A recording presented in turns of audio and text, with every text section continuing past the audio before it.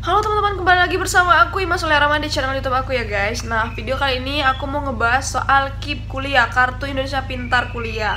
Beberapa waktu lalu dari kalian ada yang nanyain mau informasi ini ya guys, dan kali ini kita buat videonya buat kalian ya guys. Nah, semoga ini bisa memberikan informasi buat teman-teman yang belum tahu, yang belum paham soal bagaimana tata cara, alur pendaftaran, syarat pendaftaran, atau penjelasan mengenai KIP kuliah. Oh ya teman-teman, untuk kalian yang bertanya kuota atau berapa banyak yang diterima di KIP kuliah ini, kita nggak tahu ya guys, tergantung dari PTN atau kampus kalian dimintanya berapa. Terus juga kan setiap kampus beda-beda. Kalau untuk ISI, Institut Seni Indonesia Yogyakarta itu sendiri, dia itu bertahap dari penerimaan di jalur SNMPTN, SBMPTN, dan jalur mandiri. Jadi untuk kuota di jalur mandiri itu hasil atau sisa dari kuota di jalur SN dan SBM yang terlebih dahulu dari yang sebelumnya.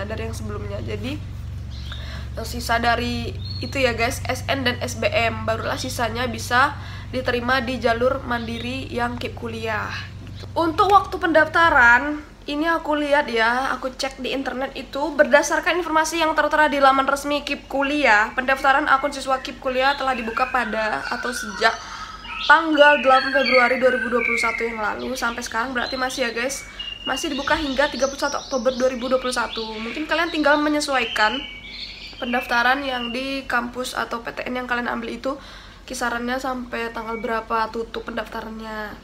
Nah, jadi teman-teman, pemerintah Kementerian Pendidikan dan Kebudayaan Republik Indonesia itu telah mengeluarkan program baru yang namanya PIP, Program Indonesia Pintar. Nah, PIP ini adalah bantuan berupa uang tunai, perluasan akses dan kesempatan belajar dari pemerintah yang diperuntukkan bagi peserta didik atau mahasiswa yang kurang mampu, rentan miskin, dan diperuntukkan bagi orang-orang yang secara khusus ya bisa menggunakan program ini. Nah, yaitu KIP kuliah, Kartu Indonesia Pintar Kuliah, dimana ini merupakan sebuah komitmen ya dari pemerintah untuk membantu dan meningkatkan pendidikan kita di Indonesia. Jadi seperti itu ya guys. Nah, Permendikbud nomor 10 tahun 2020 tentang program Indonesia Pintar ini, PIP diperuntukkan bagi mahasiswa yang diterima di perguruan tinggi, termasuk penyandang disabilitas dengan prioritas sasaran mahasiswa pemegang KIP, mahasiswa dari keluarga miskin atau rentan miskin, dan atau dengan pertimbangan khusus ya. Kemudian mahasiswa afirmasi, ini aku kurang tahu ya maksudnya apa. Serta mahasiswa terkena bencana atau kondisi khusus, nah berhak mendapatkan KIP kuliah ini. Jadi kalian bisa mengurus dan mendaftarnya ya di KIP kuliah ini. KIP kuliah ini akan menjamin keberlangsungan kuliah dengan memberikan pembebasan biaya kuliah di perguruan tinggi dan bantuan biaya hidup bulanan bagi masyarakat mahasiswa, maksudnya yang memenuhi persyaratan ekonomi dan akademik ya. Jadi KIP kuliah bagi mahasiswa afirmasi akan diatur dengan pedoman dan ketentuan tersendiri. Jadi mungkin ini agak sedikit beda ya, seperti itu ya teman-teman.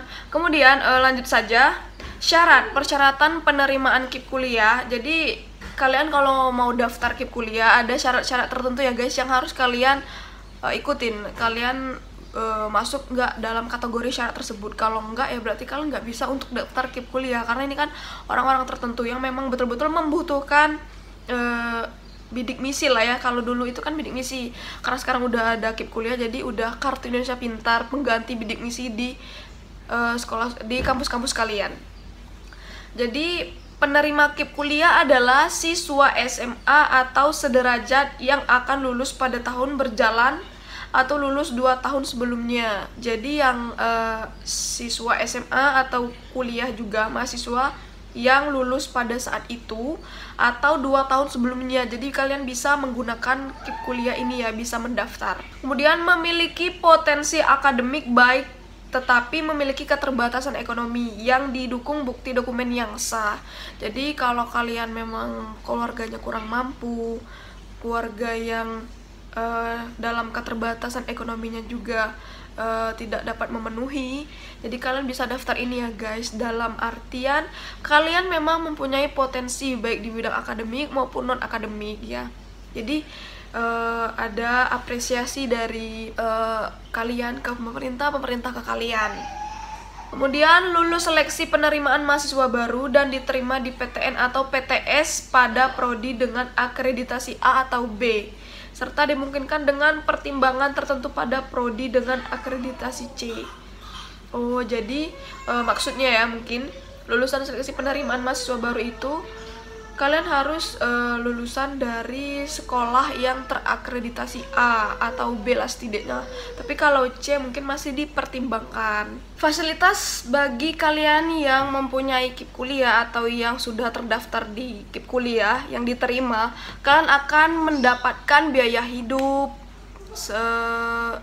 berapa bulan sekali gitu ya, atau per bulannya mendapatkan biaya hidup, termasuk biaya makan ya. Kemudian biaya kuliah mungkin akan dibayarkan per semesternya berapa sesuai kampus kalian. Kemudian biaya masuknya juga. Kemudian biaya seleksi ini mungkin pada saat kalian mau masuk kuliahnya mungkin ya.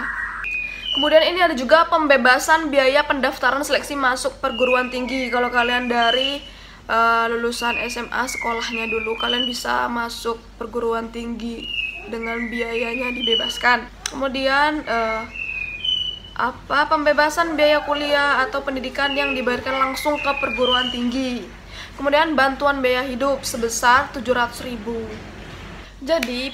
Jadi bagi teman-teman yang nanti udah punya KIP kuliah, itu ada jangka waktu ya guys. Jangka waktu buat kalian itu menggunakan KIP kuliahnya. Nah, jangka waktunya itu dari program reguler, sarjana maksimal 8 semester, diploma 4 maksimal 8 semester, diploma 3 maksimal 6 semester, diploma 2 4 semester, diploma 1 2 semester.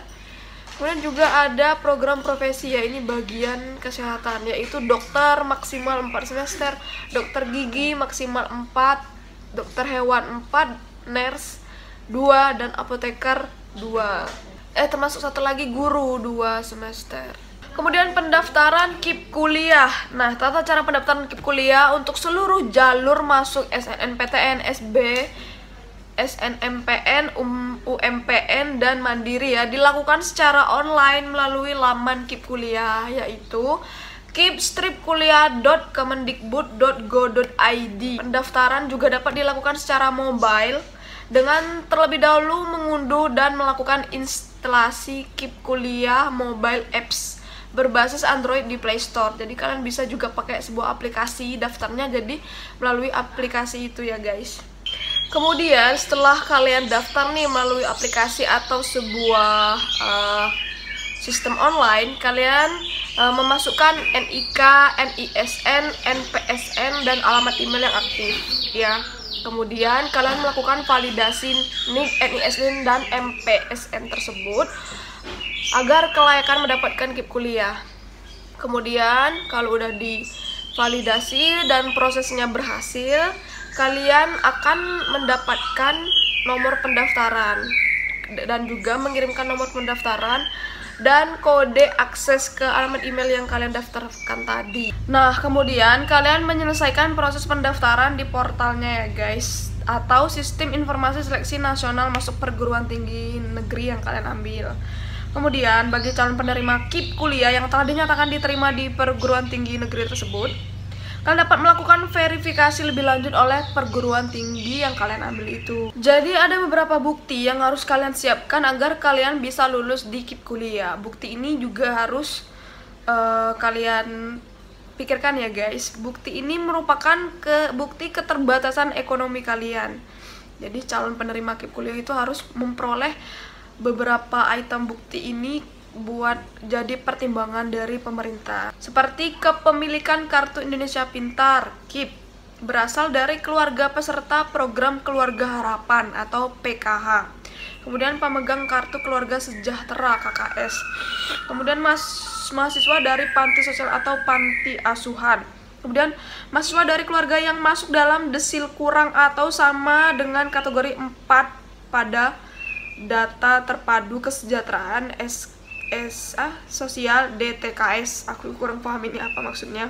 Oke teman-teman, sekian dulu video dari aku mau ngebahas soal KIP kuliah. Semoga kalian paham lah ya sedikit banyaknya tentang isi video yang aku sampaikan ke kalian. Next aku buat video tentang Q&A bahas KIP kuliah. Jadi ada mungkin pertanyaan-pertanyaan yang muncul ketika kalian ingin mendaftar KIP kuliah dan ada yang belum tahu. Jadi ditunggu aja ya guys next videonya. Oke, bye!